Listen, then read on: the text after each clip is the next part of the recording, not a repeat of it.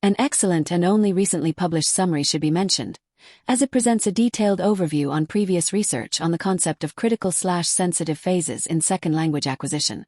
Biedron, 2023, also includes in her review the state of research on especially gifted learners, polyglots and savants, who do not seem to be subject to the universal constraints of critical phases, so this source is recommended for a more in-depth exploration of the topic.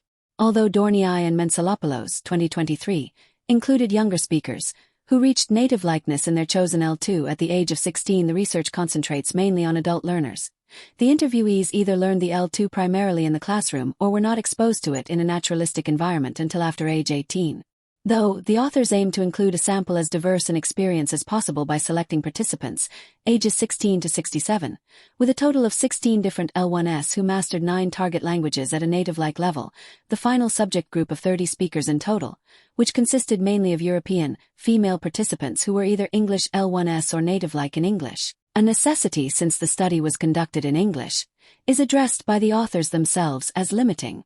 This, however, makes an ideal opportunity for future research that includes a broader sample or includes qualitative data from speakers with other L1s and L2s, other regions e.g. Asian or African L1s, and more male speakers. Choosing the narrative biographical interview as a methodology is particularly gratifying since the viewpoint of the speakers themselves has been wrongly neglected in applied linguistics L2 proficiency research to date. It may not be possible for most learners to achieve native likeness in an L2, but also ordinary learners can still benefit from the learning biographies presented in Dorniai and Mensalopoulos, 2023. When it comes to the characteristics of these special L2 learners, emphasis is placed on how they achieve such a high level of L2 competence, what conditions had to be met for this to happen, and what common features are found among all these speakers, regardless of whether the L2 in which they reached nativeness was German, French or English. Dorniai and Mensalopoulos, 2023, 43-52. Explore possible influences of the L2 learner's family and other early childhood experiences that may have been crucial to their later ability to achieve native-like. The main finding from this chapter is that the provision or presence of an environment with rich L2 input allowed learners to develop a deep personal interest in foreign languages and can accelerate L2 learning speed.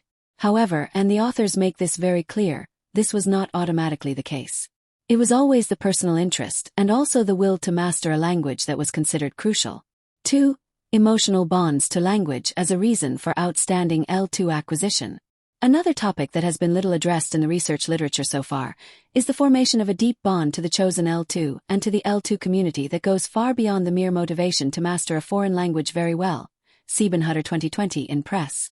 It is a unique bond with the chosen language, something that attracts the speaker's attention, to put all this effort into becoming a near-native speaker in the chosen L2.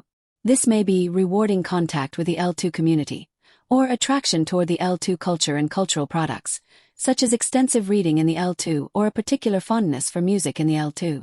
Some learners fell in love with the language itself, such as the sound of the language or the structure of the grammar, or they found a deep connection to the writing system, e.g., the kanji in Japanese. The authors emphasize that the unique bonds their participants formed with an L2 are more than just an attitude or predisposition.